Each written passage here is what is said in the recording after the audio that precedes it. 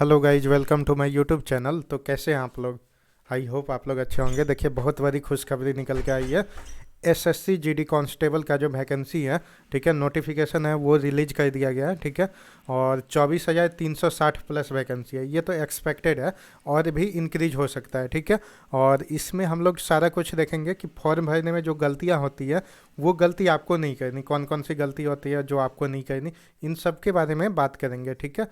और देखिए, फ़ोटो कैसी होनी चाहिए, सिग्नेचर कैसा होना चाहिए, सर्टिफिकेट, सबसे मेन प्रॉब्लम होता है कि सर्टिफिकेट, कौन से सर्टिफिकेट होना चाहिए फॉर्म अप्लाई करते वक्त, इन सब के बारे में हम लोग डिटेल में बात करेंगे। इसके पहले मैं अपने चैनल के बारे में बता देता हूँ। यहाँ पे आपको करंट अफेयर और स्टैटिक का टॉपिक करवाया जाता है, जो आपके एग्जाम के लिए काफ़ी बेनिफिशियल होता है। देखिए, हम लोग मंथली करंट अफेयर्स जो स्पीडी बुक का है वो कहते हैं। देखिए, स्पीडी आपको कितना ज़्यादा इंपॉर्टेंट है आपको पता ही होगा कि डायरेक्ट यहाँ से आपको क्वेश्चन देखने को मिलता है, ठीक है। तो अगर आप लोग प्रिपरेशन कर रहे हैं, ठीक है, या स्टार्ट करने वाले हैं, तो ये चैनल को सब्सक्राइब कर लीजिए और करंट अफेयर्स करते जाइए, क्योंकि ये आपको एक एक, देखिए, जो भी एग्ज़ाम होता है ना, जैसे जीडी का एग्ज़ाम है, यहाँ पे एक एक नंबर से सिलेक्शन रुक जाता है। तो एक एक नंबर आपके लिए इंपॉर्टेंट है, और यहाँ से डेफिनेटली क्वेश्चन स्पीडी के जो करंट अफेयर होते हैं वहाँ से आपको डेफिनेटली क्वेश्चन पूछे जाते हैं, ठीक है। डायरेक्ट क्वेश्चन उठ के आते हैं, और साथ में स्टैटिक भी कवर होता है उसके थ्रू।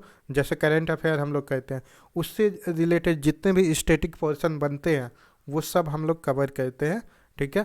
तो आपको पता होगा कि बहुत ज़्यादा इम्पोर्टेंट होता है ये वीडियो। तो मेरे चैनल को लाइक कीजिए, सब्सक्राइब कीजिए, शेयर कीजिए, और सारे एग्जाम का टाइमली अपडेट आपको देखने को मिलेगा इस चैनल पे। तो चलिए स्टार्ट करते हैं।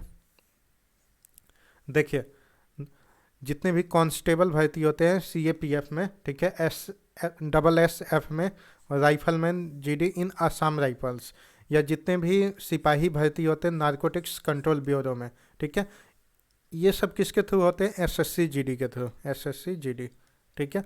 देखिए, अब आप लोग फॉर्म कब से फिलअप कर सकते हैं? देखिए, 27/10/2022 से 30/11/2022 तक आप लोग फॉर्म फिलअप कर सकते हैं, ठीक है। देखिए, और लास्ट डेट इसकी क्या है फॉर्म फिलअप करने की? तो 30 नवंबर 2022।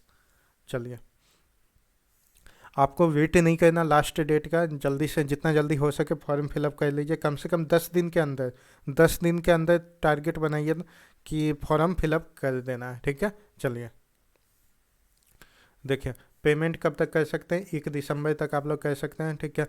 और सबसे बड़ी बात, इसका एग्ज़ाम कब होगा? देखिए, अभी तो नोटिफिकेशन आया, देखिए अभी कितना फास्ट प्रोसेस है। और 2024 का आपको पता ही है कि चुनाव आने वाला है, ठीक है, 1.5 साल के बाद। तो 1 साल मान लीजिए, एक सवा साल। तो ये प्रोसेस बहुत जल्दी होगा, और आपको ज्वाइनिंग बहुत जल्दी देखने को मिलेगा। देखिए, जनवरी में ही पेपर कंडक्ट करवा लिया गया, ठीक है। चलिए, इसके ऑफिशियल साइट पे चलते हैं। इसके बाद देखिए, ऑफिशियल साइट पे 27 तारीख यानी कल के डेट में नोटिस आया था। देखिए, 27 अक्टूबर, ठीक है। और क्या नोटिस आया था, चलिए देखते हैं।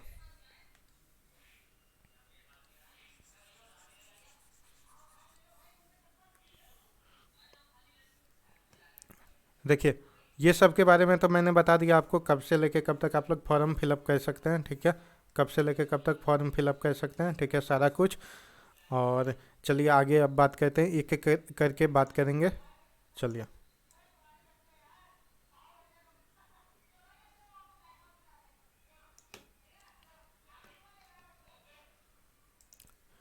देखते हैं।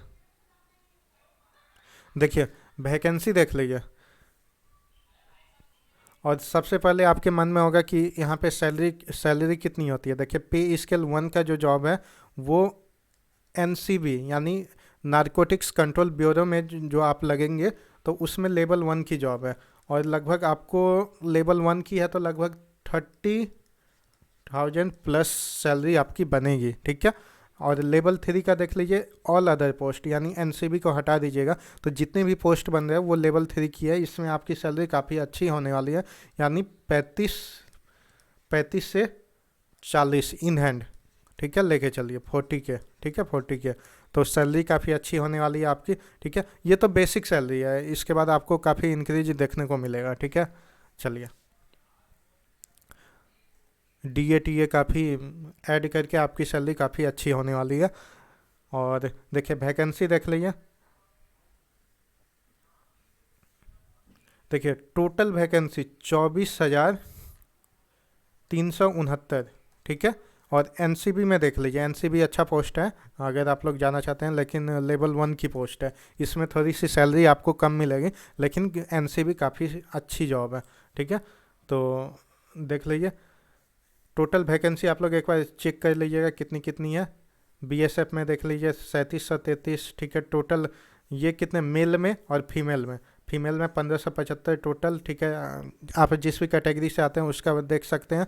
इसी तरह करके सारे का देखिए 10,497, 189 से 11 सबको ऐड करने पे कितना 24,369 वैकेंसी, इतना तो फिक्स है, ठीक है। इसमें घटेगा नहीं और इंक्रीज हो सकता है, 24,369 वैकेंसी।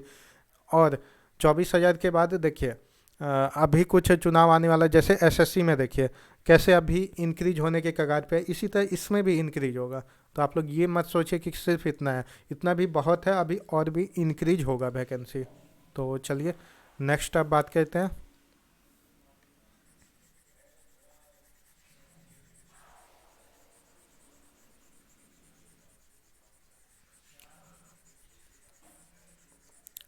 तो वैकेंसी काफ़ी अच्छी खासी है, ठीक है। अब चलिए हम नेक्स्ट बात करते हैं।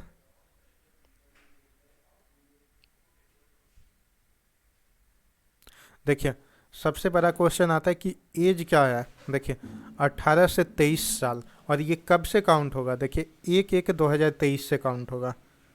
1/1/2023 तक आप अपना एज काउंट करके देखिए 18 से 23 के बीच में लाइक कर रहे हैं कि नहीं कर रहे हैं, ठीक है।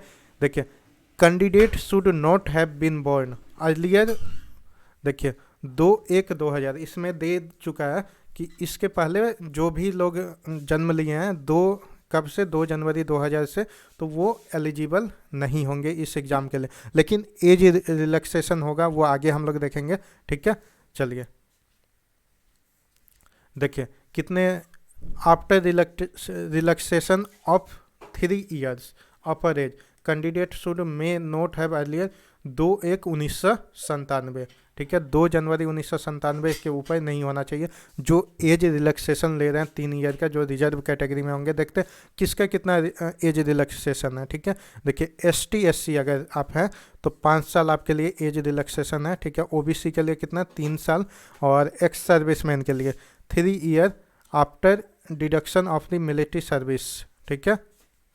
चलिए और जो 1984 का राइट्स हुआ था कम्युनल राइट्स, ठीक है, और 2002 में जो राइट्स हुए थे उनमें कोई मतलब विक्टिम है तो उनके लिए 5 साल, ठीक है, उनके लिए 5 साल है, आप लोग ले सकते हैं अगर आपका एज ख़त्म हो रहा तो, ठीक है। चलिए चलिए इसे हटाता हूँ।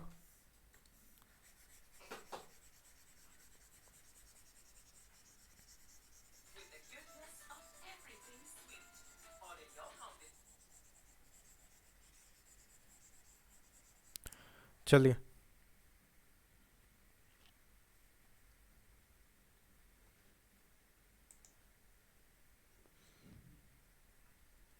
देखिए ये जो है ये अनरिजर्व के लिए है कि 5 साल जो इन वायलेंस में, ठीक है, इन राइट्स में, ठीक है, पीड़ित थे, ठीक है, विक्टिम थे, तो उनके लिए जो अनरिजर्व कैटेगरी के लिए 5 साल, ठीक है। और जो रिजर्व कैटेगरी में OBC के लिए जो हैं उनके लिए 8 साल दिया गया, ठीक है। और ST SC के लिए कितने साल दिए गए हैं, 10 साल, ठीक है। चलिए हम नेक्स्ट बात करते हैं आगे।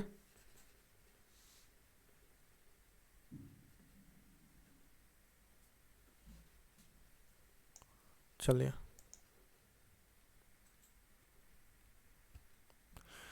और देखिए सबसे बड़ी बात, डेट ऑफ बर्थ कैसे काउंट होगा, जो आपका मैट्रिकुलेशन का सर्टिफिकेट है ना उसमें डेट ऑफ बर्थ दिया होता है वो काउंट होगा आपका ओरिजिनल, एज ए ओरिजिनल, ठीक है। चलिए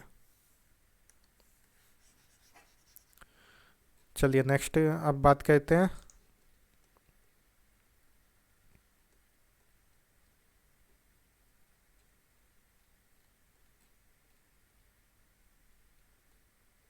देखिए सर्टिफिकेट के बारे में बात कर लेते हैं। मोटा मोटी इसका कहना है टोटल का ST SC OBC जो रिजर्व कैटेगरी में आते हैं। देखिए क्या है ना कि अभी फॉर्म है, 30 दिन का टाइम है आपको फॉर्म फिलअप करने में।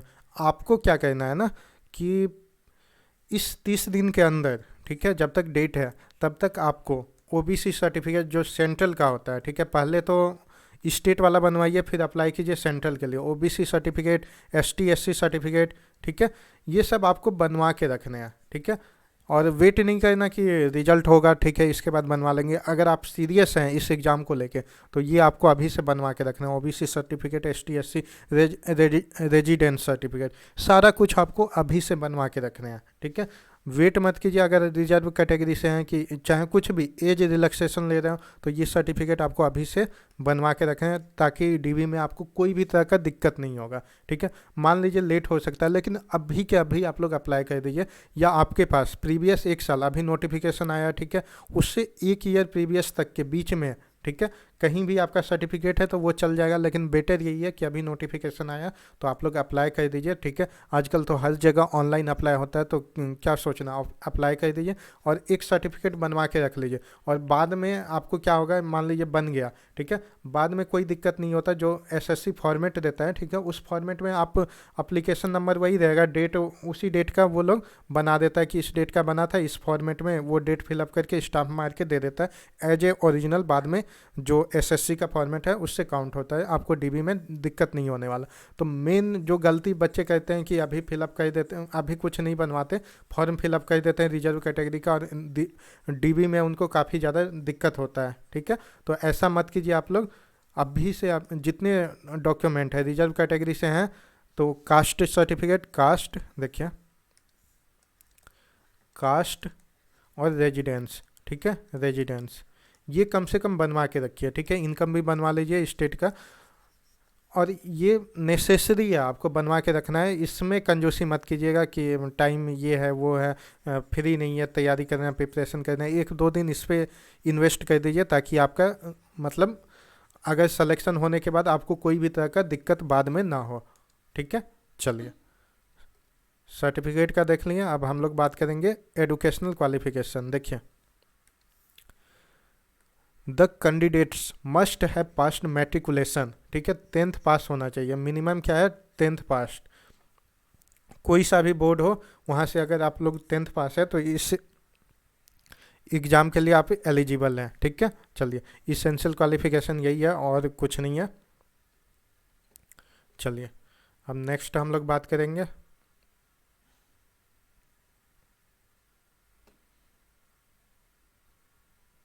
देखिए जो NCC कैंडिडेट हैं, ठीक है, उनके लिए ये एक्स्ट्रा नंबर उनको मिलेगा, ठीक है, जितना मार्क्स ऑब्टेन करेंगे। देखिए 5% जितना नंबर का एग्ज़ाम होगा उसका, अगर आपके पास NCC C सर्टिफिकेट है तो 5% एक्स्ट्रा, ठीक है। और NCC B% है तो 3%, NCC A है तो 2%। तो ये बेनिफिट है, ठीक है। अगर आप NCC कर चुके हैं, ठीक है, NCC कैटेगरी में आपके पास कोई सर्टिफिकेट होगा तो आपको यहाँ से बेनिफिट मिलने वाला है, ठीक है। चलिए देखिए कैसे अप्लाई करेंगे इसके बारे में आगे बात करेंगे हम लोग। और देखिए चलिए अब फी के बारे में बात कर लेते हैं, इसमें कितना पैसा लगता है। देखिए जो कोई भी है जनरल कैटेगरी OBC, ठीक है, उनके लिए कितना है 100 रुपीज़। लेकिन इसमें छूट दिया गया, देखिए किसको किसको दिया गया, देखिए ओमेन, जितने ओमेन हैं, जितने लड़की लोग हैं उनको छूट दिया गया। ओमेन कैंडिडेट्स, ठीक है, किसी भी category SC ST EMS ESM यानी ex serviceman eligible for reservation are exempted from the payment fee. यानी कौन कौन से SC के, ठीक है, देखिए ऑल वोमेन कैंडिडेट और SC कैटेगरी के भी जो कैंडिडेट हैं ST के हैं और ESM के हैं यानी एक्स सर्विस में, इनको कोई चार्जेज नहीं देना, किसी भी प्रकार का कोई फ़ी नहीं देना, ठीक है। तो चलिए आगे देखते हैं। और मैंने आपको बताया कि फ़ी कब तक आप लोग पे कर सकते हैं, 1 दिसंबर 2022 तक।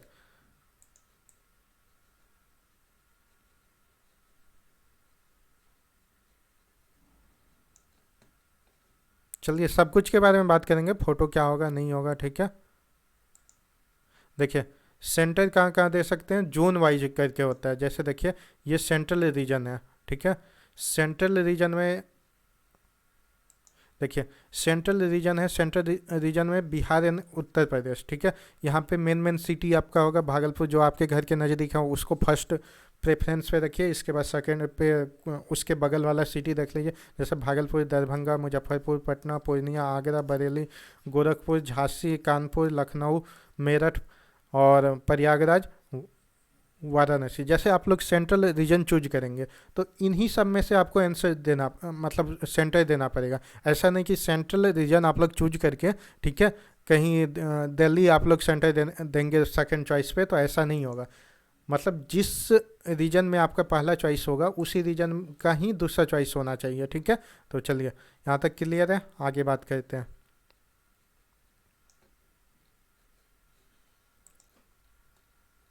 देखिए उसी तरह सारा रीजन है, टोटल कितने रीजन है, देखिए टोटल 9 रीजन है, ठीक है। आप लोग देखिए आपके नज़दीक में कौन सा है, कौन सा रीजन आपके डिस्ट्रिक्ट में पड़ता है, वो देख के आप लोग फिलअप कीजिएगा फॉर्म।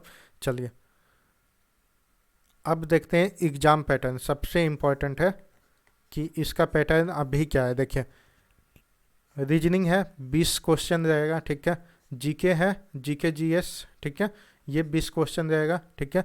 मैथमेटिक्स ये 20 क्वेश्चन रहेगा, और इंग्लिश और हिंदी ये 20 क्वेश्चन रहेगा। टोटल कितने, 40, दो दो नंबर के हैं, 40 40 40 160, ठीक है। और टोटल 1 घंटे का है, ठीक है। और ये मल्टी चॉइस क्वेश्चन, ठीक है। और गलत होने पे निगेटिव मार्किंग है, गलत होने पे 0.50 मार्क्स आपके डिडक्ट होंगे, ठीक है। तो चलिए एग्ज़ाम पैटर्न आप लोग समझ गए, और सिलेबस वगैरह मैं आपको बताऊंगा क्या क्या है, नहीं है, क्या चेंजेज हुए हैं, ठीक है। ये पैटर्न आपको समझ में आ गया। 80 क्वेश्चन है और आपको टाइम कितने मिला है, 60 मिनट, ठीक है। चलिए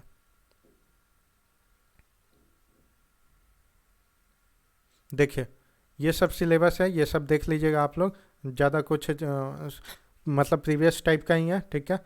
और जीके जीएस का देख लीजिए क्या है, सारा कुछ देख लीजिएगा। और मैथमेटिक्स का, इंग्लिश हिंदी का, ठीक है। चलिए अब बात करते हैं फिजिकल क्या होना चाहिए, ठीक है। फिजिकल में आपको क्या क्या करना पड़ेगा उसके बारे में हम लोग बात करेंगे। देखिए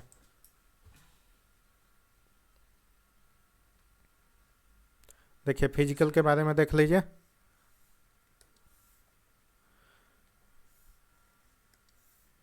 देखिए जो मेल कैंडिडेट है उनको 5 किलोमीटर 24 मिनट में कंप्लीट करना होगा, ठीक है। जो फीमेल कैंडिडेट है उनको 1600 मीटर 1.6 किलोमीटर यानी 1600 मीटर 8.5 मिनट में। ये किसके लिए, for candidate other than the those belonging to Ladakh region, यानी लद्दाख में जो है, ठीक है, उसके लिए नहीं है। लद्दाख छोड़ के जितने भी कंट्री के लोग हैं उनके लिए ये मतलब कंडीशन फॉलो होगा। जो दौड़ होने वाला है वो 5 किलोमीटर का होगा, ठीक है, और 24 मिनट में पूरा करना होगा। फीमेल के लिए क्या है, 1600 मीटर और 8.5 मिनट का टाइम दिया गया। लेकिन जो कैंडिडेट लद्दाख रीजन से बिलोंग करते हैं, ठीक है, उनके लिए 1600 मीटर 6.5 मिनट में। और फीमेल के लिए देख लीजिए, ये मेल के लिए हुआ, ये फीमेल के लिए देख लीजिए 800 मीटर इन 4 मिनट, ठीक है, कोई दिक्कत नहीं। चलिए अब नेक्स्ट बात करेंगे हम लोग। देखिए चेस्ट के बारे में देख लीजिए, हाइट पहले देख लीजिए। मेल के लिए कितना होना चाहिए, 170, फीमेल के लिए 157। और इसमें कुछ रिलैक्सेशन है। देखिए अगर आप एसटी से बिलोंग करते हैं तो आपकी हाइट कितनी होनी चाहिए, 162.5। और अगर आप एसटी फीमेल कैंडिडेट हैं तो 150 सेंटीमीटर आपकी हाइट होनी चाहिए। देखिए नॉर्थ ईस्टर्न स्टेट के लिए, ठीक है, एसटी का जो हाइट होना चाहिए 157 मेल के लिए, और फीमेल के लिए 147.5। और देखिए जो all schedule tribe candidate of left wing extremism affected district, ठीक है। तो उनके लिए क्या होना चाहिए, 160 मेल के लिए और फीमेल के लिए 147.5। ठीक है, चलिए। और इसी तरह देखिए, candidate following in the category job, ठीक है, गढ़वाल्स, कुमा, डोगराज, ठीक है, Marathas and candidates belong to state और यूटीज ऑफ आसाम, देखिए, हिमाचल प्रदेश, जम्मू एंड कश्मीर एंड लद्दाख, उनके लिए 165 मेल के लिए और फीमेल के लिए 155। चलिए, इसी तरह आप लोग देख लीजिएगा, आप जिससे बिलोंग करते हैं एक बार चेक कर लीजिएगा एलिजिबिलिटी हाइट का आपके लिए कितनी होने वाली है, ये सब देख लीजिए। चलिए, नेक्स्ट बात करेंगे हम लोग।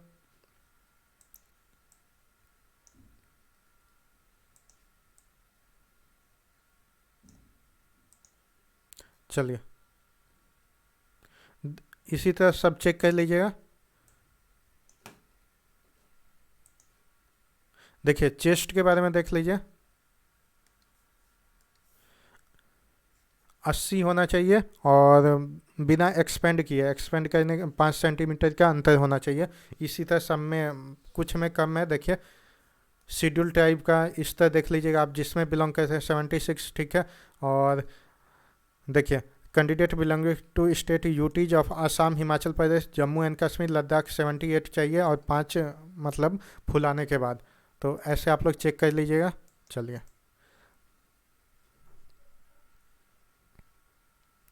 सब बात करेंगे लास्ट में कि गलती आपको क्या नहीं करनी। एक तो सर्टिफिकेट वाली गलती नहीं करनी और एक दो चीज़ हम लोग देखेंगे, ठीक है। चलिए, वेट का कोई इशू नहीं है, हाइट के हिसाब से वेट वो आप लोग जब फिजिकल की तैयारी कीजिएगा तो ऑटोमेटिक फिट हो जाइएगा, तो उसका टेंशन नहीं लेना, ठीक है। चलिए,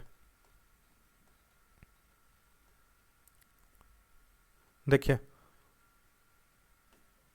मोड ऑफ सिलेक्शन क्या होने वाला है। देखिए, कंप्यूटर बेस्ड एग्जामिनेशन जो आपका सिलेबस है, इसके बाद पीईटी, इसके देखिए फिजिकल इफ़िशिएंसी टेस्ट और फिजिकल स्टैंडर्ड टेस्ट, ठीक है, ये दोनों एक ही साथ हो जाएगा आपका। और मेडिकल एग्जामिनेशन इसके बाद डीबी होगा आपका। तो ज़्यादा मेन आपका है एग्ज़ाम निकालना, ठीक है। एग्ज़ाम निकाल लेते हैं तो आपको उतनी मुश्किलें नहीं आने वाली, क्योंकि फिजिकल का प्रिपरेशन कीजिएगा अगर आप लोग मतलब सारे फुलफिल कर रहे हैं जितने भी एलिजिबिलिटी क्राइटेरिया है, तो आपको कोई खासा दिक्कत नहीं होने वाली, ठीक है। वो आराम से आप लोगों का क्लियर होगा, ठीक है। चलिए,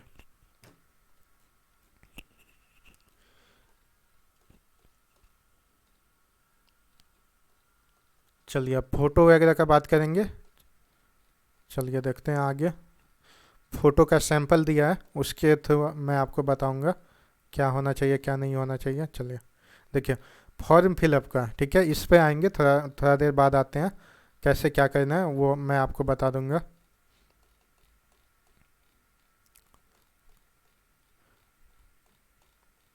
देखिए, फ़ोटो किस तरह का होना चाहिए, ठीक है। देखिए, सबसे मेक श्योर हो जाइए ये दोनों एयर जो हैं ये विजिबल होने चाहिए, ठीक है। फोटो में वाइट बैकग्राउंड रखा कीजिएगा, ठीक है, वाइट सबसे बेटर होता है, उस पर लिखा भी होगा। और 3 महीने से पुराना फ़ोटो नहीं होना चाहिए, ठीक है। उसके बारे में नोटिफिकेशन में दिया होगा, मैं आपको दिखा देता हूँ, ठीक है। 3 महीने से ज़्यादा पुराना, ठीक है। इस तरह का सैंपल ये होना चाहिए, कलर फोटो होना चाहिए, ठीक है, वाइट बैकग्राउंड होना चाहिए, ठीक है। और ये देखिए, दोनों ईयर विजिबल होना चाहिए, आई ग्लास वगैरह कुछ नहीं होना चाहिए, ठीक है, ना कैप होना चाहिए ना कुछ होना चाहिए। इस तरह का आपका फ़ोटो होना चाहिए। देखिए, वो फ़ोटो वाला मैं आपको दिखा देता हूँ। फ़ोटो और सिग्नेचर के बारे में बात कर लेते हैं। मेन इसी में लोगों का, बहुत सारा लोगों का रिजेक्ट होता है, ठीक है। चलिए,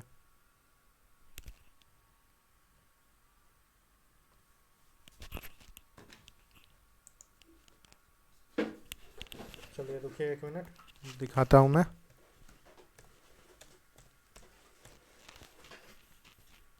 देखिए, 20 से 50 KB के बीच में अपलोड करना। देखिए, main point, the photograph should not be more than 3 months, यानी 3 मंथ से ज़्यादा पुराना नहीं होना चाहिए। From the date of publication of notice of examination, यानी कल के डेट से 27 अक्टूबर के डेट से 3 महीना पुराना नहीं होना चाहिए, ठीक है। और बस मेन यही है, the photograph should be without cap spectacles, ठीक है, और front view of the face should be visible, ठीक है। तो जो मैंने आपको बताया वो होना चाहिए। कोशिश कीजिएगा वाइट बैकग्राउंड हो और कलर फोटो हो और आपके दोनों ईयर विजिबल हो, आईज खुली हुई हो, ठीक है, तो कोई दिक्कत नहीं आने वाली, ठीक है। सिग्नेचर देख लीजिए, सिग्नेचर का क्या है, देखिए सिग्नेचर के बारे में बता देता हूँ कौन से पेन से करने हैं, यहाँ पे कुछ दिया हुआ है कि नहीं।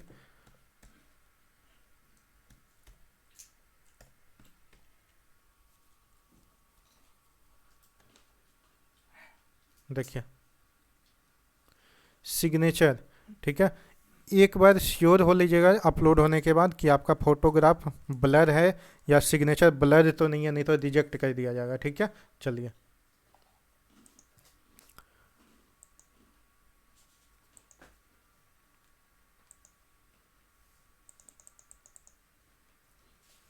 देखिए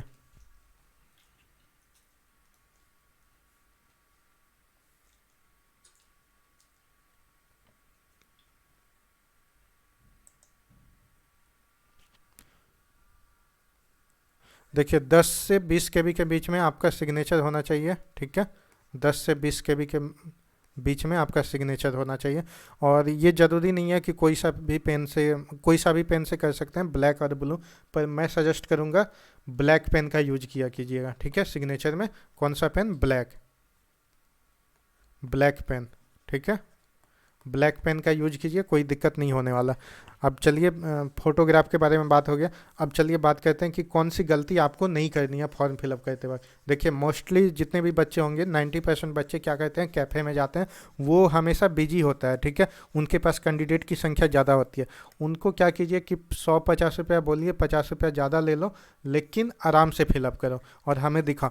एक एक चीज़ आप लोग चेक कीजिए कि नाम में स्पेलिंग, जो भी नाम है, मान लीजिए अनिल नाम है, ठीक है, तो अनिल में टोटल चीज़ मैच कर रहा है कि नहीं कर रहा, ठीक है। तो ये सब चीज़ें, पापा का नाम, ठीक है, फैमिली मतलब मदर का नाम, ये सब सारा चीज़ चेक कर लीजिए। सबसे पहले रजिस्ट्रेशन होगा, जो फॉर्म का सैंपल है, ठीक है, देखिए फॉर्म का सैंपल ये है, देखिए इस तरह, देखिए इसको जूम कर लेता हूँ थोड़ा,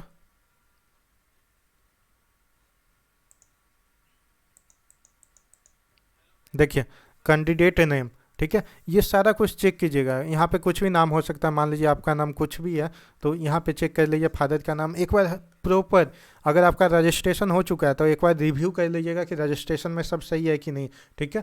अगर आप नए कैंडिडेट में पहली बार अप्लाई करें तो आपका रजिस्ट्रेशन नहीं होगा। और मेक श्योर हो जाइए कि ईमेल आईडी और फ़ोन नंबर वो दीजिए जो आपके पास 2-3 साल के लिए कम से कम रिजर्व हो, ठीक है। कुछ नहीं है उसका, कुछ नहीं होने वाला, पर्सनल हो आपका मोबाइल नंबर, ठीक है। मोबाइल नंबर मान लीजिए आपके नाम पे हो, कभी चोरी भी हो गया तो उस मोबाइल नंबर पे आपका निकल सकता है। क्योंकि देखिए अभी जितने भी रिसेंट में एडमिट कार्ड निकलते हैं ना, वो OTP बेस हैं, ठीक है, OTP। तो श्योर हो जाइए कि जो ईमेल आईडी और मोबाइल नंबर दीजिएगा वो 2-3 साल के अंदर बंद नहीं हो, ठीक है, किसी भी कारण, ठीक है। और जो कैफ़े वाले से फॉर्म फिलअप करवा रहे हैं, एक बार प्रॉपर, कभी क्या होता है कि फ़ोटो उल्टा हो जाता है, तो हमेशा मेक श्योर हो जाइए कि सब सही है कि नहीं, इसके बाद सबमिट करवाइएगा उनसे, ठीक है, इसके बाद पेमेंट करवाना है। तो जब तक पूरी तरह से कंफर्म नहीं हो तब तक नहीं, एक बार। और देखिए जब पूरा चेक हो जाए तो सर्टिफिकेट के लिए अभी से अप्लाई कर देना है आपको। सर्टिफिकेट आपको 30 दिन के अंदर बनवा लेना है, कैसे भी करके 30 दिन के अंदर बनवा लीजिए, ताकि आपको बाद में कोई भी दिक्कत नहीं होगा। तो मेन यही है। और फोटो और सिग्नेचर किस में, ब्लैक पेन में कीजिएगा, ठीक है, ब्लैक पेन में। और फोटो वाइट बैकग्राउंड पीछे का होना चाहिए, कंपलसरी नहीं है लेकिन वाइट बैकग्राउंड काफ़ी सही होता है। और कलर फोटोग्राफ होना चाहिए और 3 मंथ का ज़्यादा नहीं होना चाहिए। इस पे चाहे तो डेट ऑफ फोटो दिलवा भी सकते हैं, चाहे नहीं भी दिलवा सकते हैं, कोई इशू नहीं है, लेकिन ऐसा बोला है कि 3 मंथ का होना चाहिए। तो चलिए इतना सब ही था।